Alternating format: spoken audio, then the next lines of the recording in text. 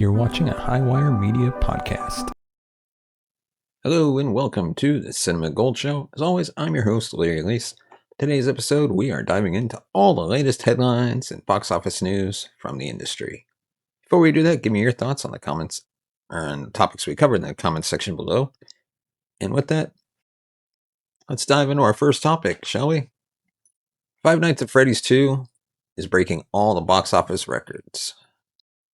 Even though Universal, Blumhouse, Atomic Monsters, Five Nights at Freddy's 2's $64 million domestic didn't beat the original $80 million opening for the first film, it was still pretty damn good, particularly for a PG-13 horror movie in December. So the biggest opening ever for a post-Thanksgiving theatrical release, beating Warner Brothers' 2003 Tom Cruise epic The Last Samurai, which only made $24.2 million. The biggest opening ever for the 49th weekend of the year, ahead of 2001's Ocean's 11 at $38.1 million. Biggest number one weekend for a movie during post-Thanksgiving weekend, beating last year's record set by Moana 2, which had a second weekend in the post-holiday frame of $51.2 million. Also, biggest weekend ever in the post-Thanksgiving period for all titles at $150 million, ahead of last year's record at $137.2 million.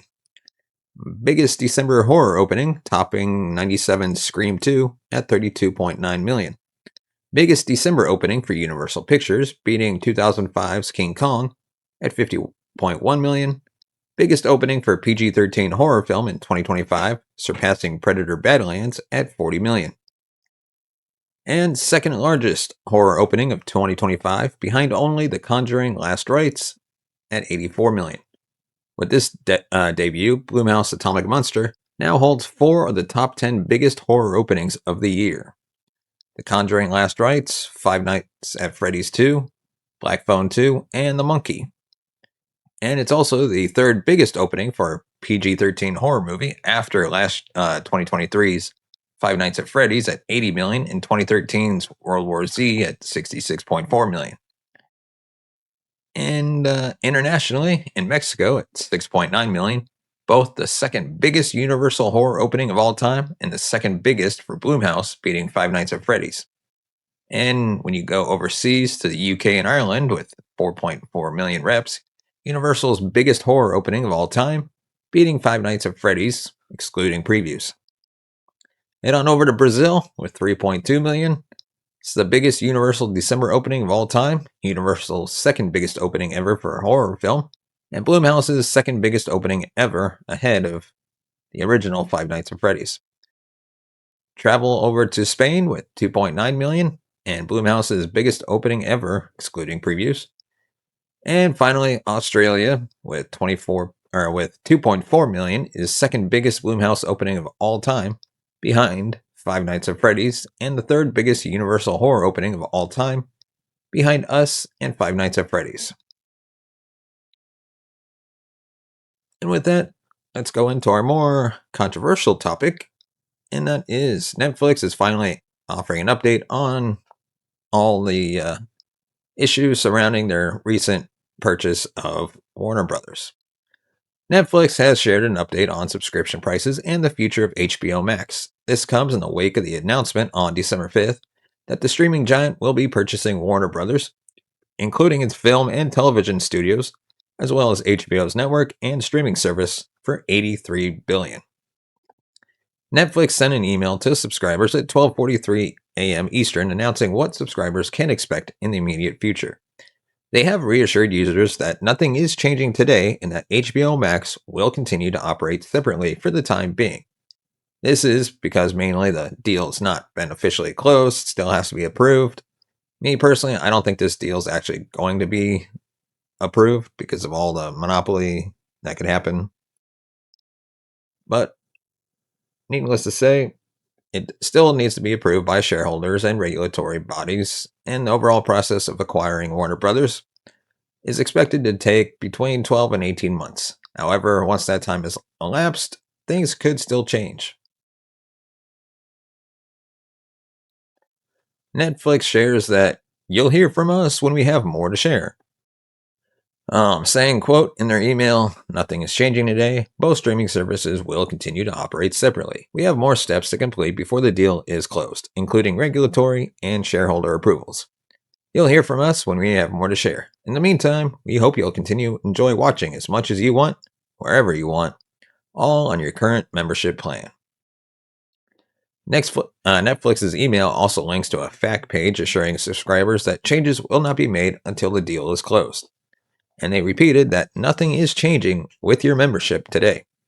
Subscription prices are not currently being changed, and that nothing is changing with users' watch histories, profiles, or recommendations.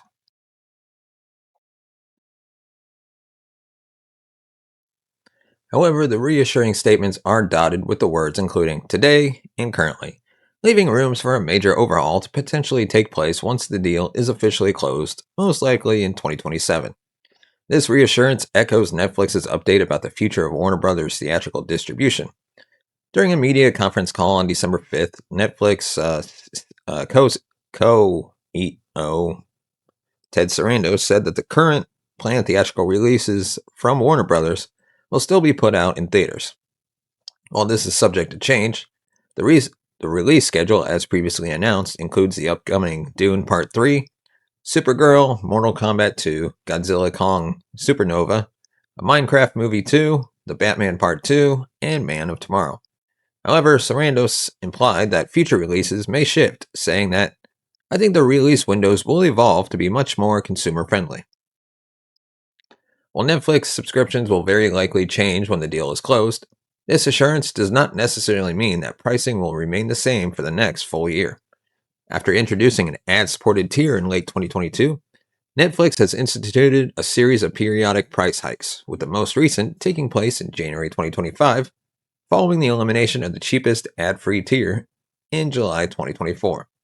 Given the ever-shifting nature of the subscription model, there is no guarantee that Netflix prices will be untouched by the end of 2026. It's unclear if HBO Max will fully merge with the platform, like Hulu and Disney Plus in 2026, potentially leading to another price hike. But if the deal gets full approval, some type of big change will assuredly be on the horizon. Let me know your thoughts on this deal and what do you think about it? And do you think it will actually get approved? And with that, let's move to our next topic, shall we? And that is a Power Rangers reboot is officially happening for Disney Plus. Following recent rumors that the minds behind the Disney Plus fantasy hit Percy Jackson are now working on a reboot of the beloved superhero martial arts action series, Movie Web has confirmed that yes, in the instance, the rumors are true. Percy Jackson and the Olympians showrunners Jonathan Steinberg and Dan Schatz tried to keep things as coy as possible while also teasing the exciting future for a Power Rangers franchise. During the debut of Percy Jackson's and the Olympians Season 2, which is premiering on December 10th on Disney+, Movie Web spoke and asked if there were any truth to the rumors that the Schatz and his partner Steinberg would be powering up with the beloved superheroes who are traditionally a group of teens imbued with superpowers and supersuits and tasked with fighting evil. Steinberg finally confirmed the rumor is true. While he couldn't reveal whether the new Power Rangers series will be a continuation of that 30-year legacy or something brand new, he did say that he hopes to bring their Power Rangers story to life. Dan Schatz played things a lot closer to the chest than Jonathan Steinberg, though, with the latter, while still refusing to reveal if it will follow franchise favorites Jason, Zach, Billy, and Kimberly, or a new set of teens, at least confirming that the rumors of their involvement are indeed true.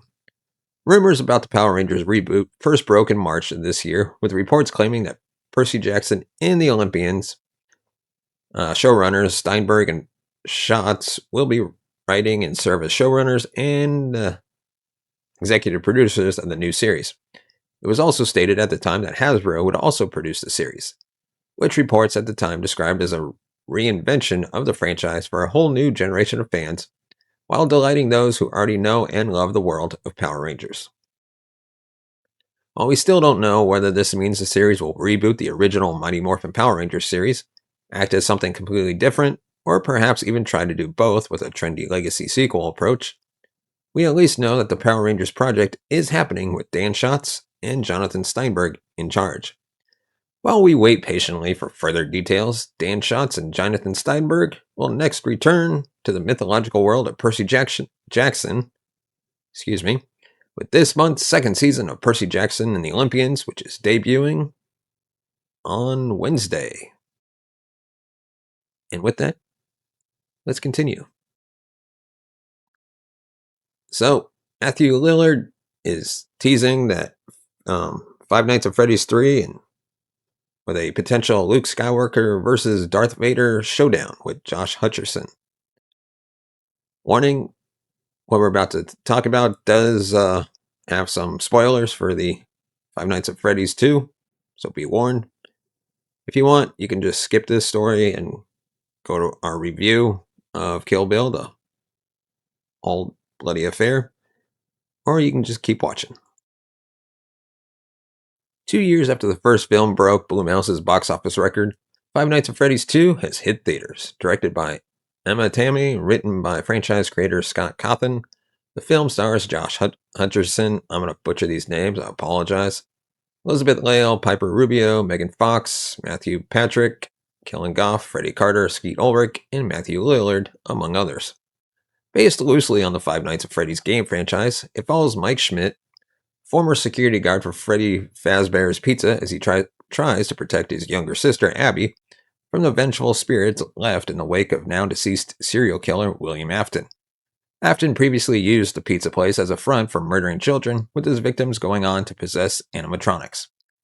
While it somewhat pulls from the game in the same name, Five Nights at Freddy's 2 largely takes the story in its own new direction, including teasing further installments. Recently, Lillard addressed plans for sequels down the line, stating, quote, "Our hope is that we get to do 3 films. According to the Scream star, making a trilogy has always been the plan, but everything is dependent on how the movie does in theaters." As a result of making Five Nights at Freddy's 2 with the intention of setting up a sequel, Lillard's Afton is used very sparingly, only appearing in flashbacks and dream sequences. Like Star Wars or Harry Potter, Voldemort or Darth Vader, they both sort of show up later in the series. So unfortunately for me, I don't have a huge part in it. I do think the stuff I get to do is fantastic, and I love it. Reviews for Five Nights at Freddy's 2 were dismal, somewhat casting doubt on sequel plans. That is, the critical response seemed like it could dent the film's profits until it topped this weekend's box office with a projected $56.5 million haul.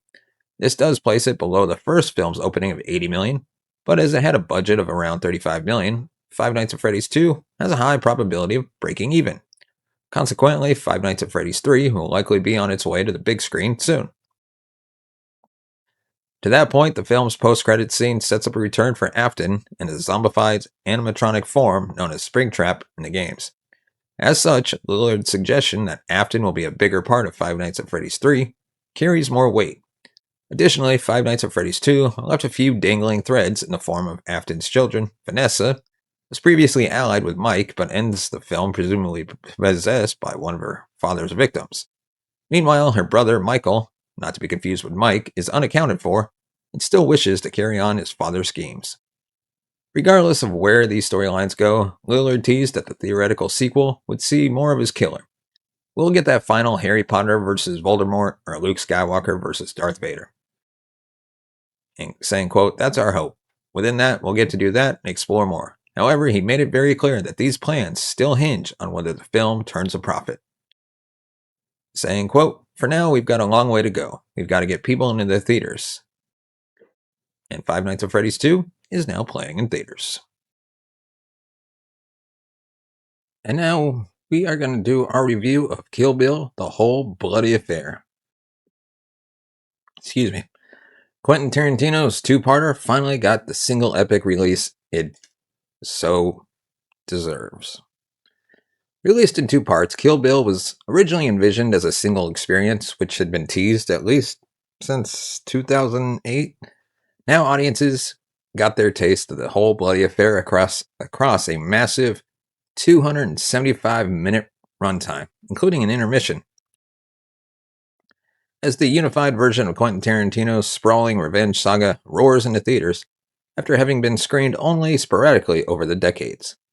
The film is as vicious, fun, and sentimental as it's always been, and although you can technically rewatch Volume 1 back to back with Volume 2 for a similar experience, nothing rivals the delights of watching Tarantino's cross-cultural mashup the way it was meant to be seen.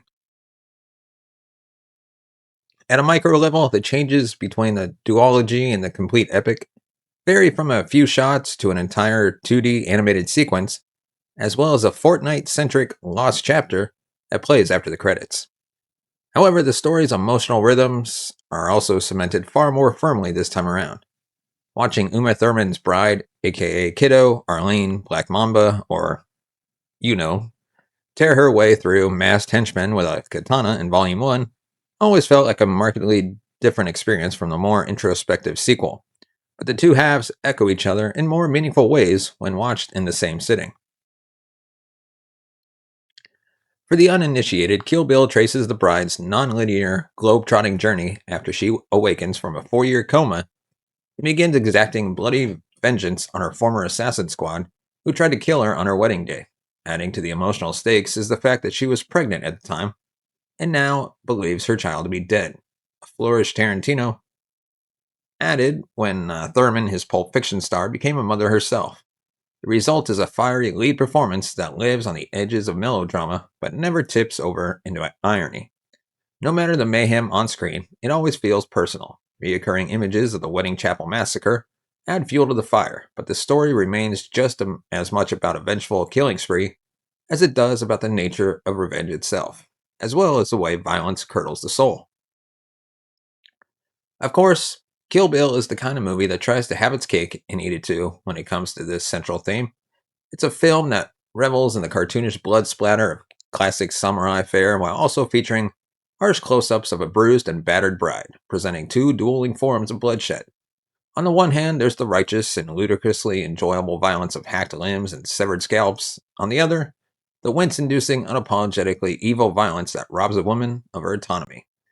It's a cognitive dissonance the movie never fully resolves, but by the end, neither does the bride. In fact, she seems consumed by this contradiction, and watching all 10 chapters laid out end to end practically justifies Tarantino's refusal to untie these emotional knots. Each vignette works perfectly in and of itself, and if that makes the whole thing a thornier predicament, then so be it. 2 decades on, the story, designs, and characters are as vibrant as they've ever been. From the bride clad in Bruce Lee yellow slicing her way through the House of Blue Leaves, to the slick charms of David Carradine's villain who warps the whiz-bang saga into something far more melancholy whenever he's on screen. Lucy Liu's icy Yakuza boss remains a particular highlight, especially now that she receives an expanded backstory, courtesy of an additional anime sequence that adds to her ruthless drive.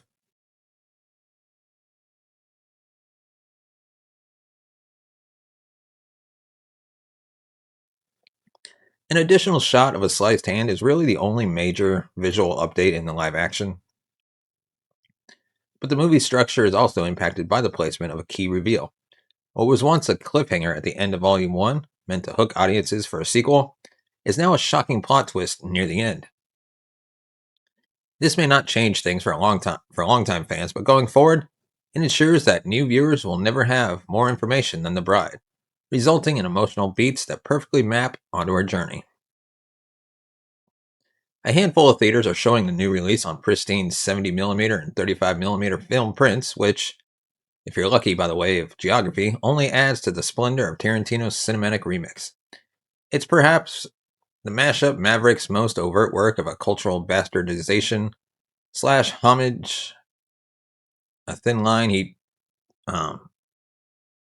travels with gusto by combining the sounds and styles of spaghetti westerns, spy B movies, Japanese swordplay, all choreographed by Hong Kong's stunt legend Yen Wu Ping. However, the long overdue release is also a more mournful tribute to bygone eras of cinema. Many of its stars have since departed, including David Carradine, Michael Madsen, Michael Parks, and sadly, the film's editor, Sally Menke. Excuse me. Kill Bill should have always been this way, but it's better late than never. So, for our verdict, Quentin Tarantino's decades in the making ultimate release of Kill Bill has been worth the wait. Across 4 hours and change, it retains all the exuberant action highlights that made the duology an instant classic, which allows this saga's emotional pieces to fall more neatly into place. Let the bodies hit the floor.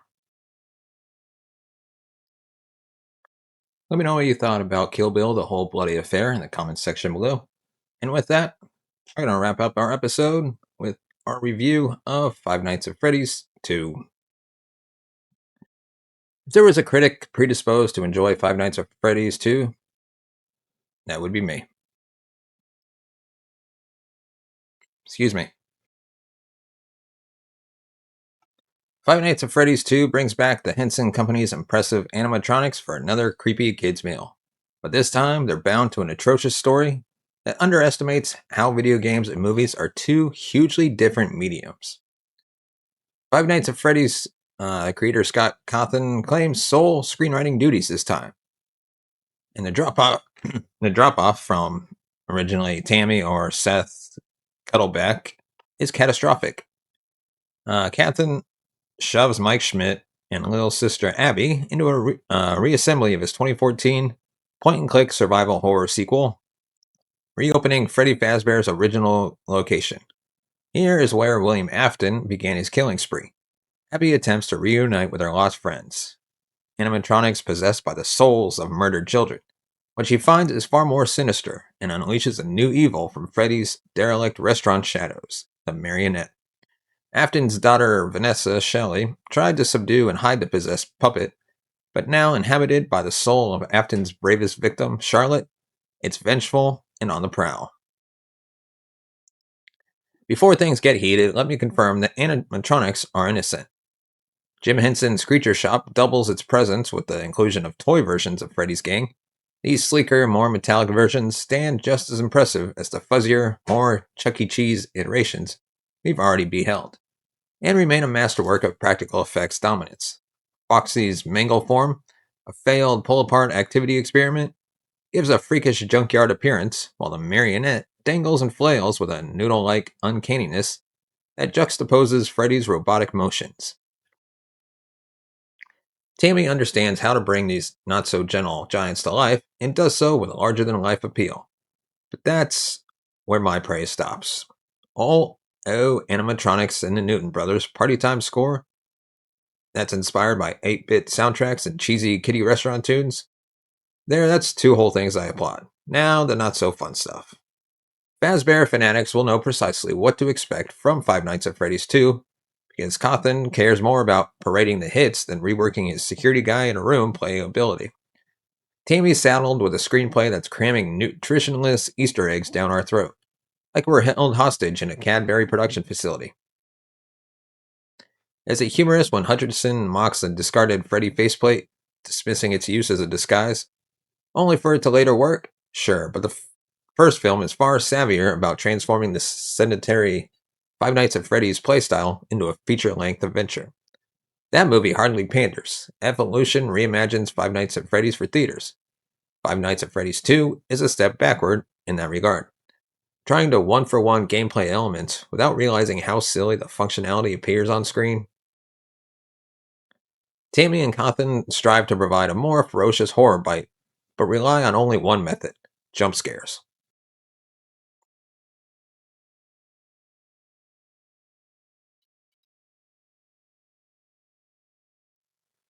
Cawthon introduces the Marionette as a sock puppety villain that possesses humans and turns them into bright-eyed demons, but the film makes frustrating use of the otherwise eerie imagery.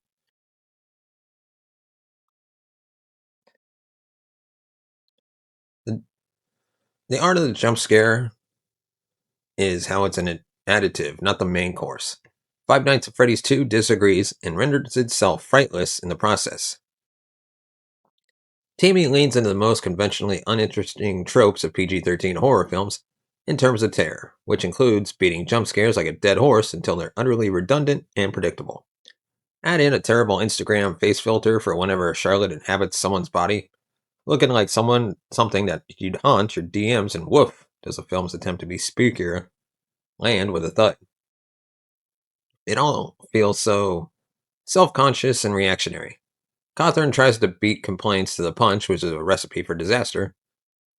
Don't get me wrong, Five Nights at Freddy's was viciously savaged by critics, but to backpedal almost feels like cowardice. Five Nights at Freddy's 2 makes all the glaring video game adaptation mistakes we've seen before, which stings even worse because its predecessor does not. The game franchise is convoluted. It's a convoluted mess of continuity, which is already seeping into Blumhouse's films. Such narrative ridiculousness is more forgivable in video games, where interactivity trumps storytelling, but movies are a different beast. Without Tammy or Cuddleback, Gotham defaults to a video game mindset that doesn't work the same in Hollywood. Worst of all, Five Nights at Freddy's 2 suffers from a horrendous third act problem, in that it really doesn't have one. Cawthon treats the sequel as a feature-length promotional material for whatever comes next. The Marionette deserves so much better than this film, which does a whole lot of setting up without wanting to see anything through. Don't worry, that all will get addressed in the sequel. Blumhouse promises as they count fat stacks of ticket sales. Cawthon pelts us with lore and rubs salt in the wounds, dumping reveal after reveal before a blink and you'll miss a conclusion that displays no fundamental understanding of filmic structure. The movie wants you so desperately to gasp at its cliffhanger ending, but all it does is make us want to cut the cord from this on the fritz series. The actors fight tooth and nail to wrestle any modicum of intrigue from their roles, but there are Hallmark specials that read as more genuine. Lael's tortured daughter tries to bury us in Vanessa's trauma, but then pulls a gun on her spin-class buddy mid-breakdown, and we're not supposed to laugh? Hutcherson wanders aimlessly throughout the sequel, filling the void wherever he's needed. Then there's Rubio, the victim of a dull bullying by her science teacher because there's an important robotics competition the same day as a town-wide Freddy Fazbear festival. Man, I can't make this stuff up. And it's all so hackily cobbled together.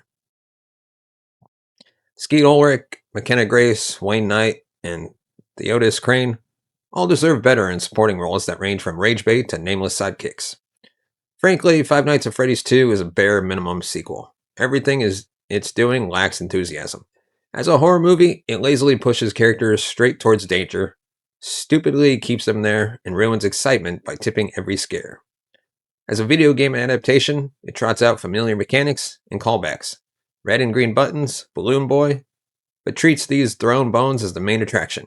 It's an incomplete sequel, an underwritten coming-of-adolescent story, and as a PG-13 gateway horror film, it'd be laughed out of the cafeteria by the likes of Insidious or Scary Stories to Tell in the Dark. Game over. Pull the plug, reboot the system. Five Nights at Freddy's 2 gives sequels, video game adaptations, and gateway horror movies a bad name. Cawthon adheres too rigidly to his franchise's muddy mythology, coyly withholding some information and dumping exposition elsewhere. Both at the bafflingly wrong times. Tammy is a gun for hire here, bringing no secret sauce to the pizza party. The saving grace of outstanding animatronics is worth embarrassingly little when generic as sin is the nicest compliment anything else deserves. No film is meant to please everyone, but even considering the die-hard fanbase Cawthon has cultivated, it's hard to tell who Five Nights at Freddy's 2 will impress with a film so bad that it would be a franchise killer anywhere else. Let me know your thoughts on Five Nights at Freddy's 2 in the comment section below. And what do you think of the overall film? But yeah, before I go, I do have to all rate it for you. So I'm going to go... So I'm doing it out of 5. I'm going to say maybe I'm going to go 3 out of 5. It was bad, but it's still enjoyable. Like if you're a fan of the game, you'll enjoy it. If you're a fan of the movie, you'll enjoy it for what it is. But I mean, it's not trying to be like a A-list horror film. So, I mean, you do have to go with that a little bit. And before we go, if you want to support the channel, you can buy us a coffee at buymeacoffee.com/cinemagold. As always, you can find us on all major podcast platforms, including Amazon, GoodPod, Spotify, Apple Podcasts, wherever you get your podcasts from. And of course, we got to thank our sponsor, Paramount Plus, for this episode. As always, you can sign up for Paramount Plus using the link in the description. And we will see you in our next episode.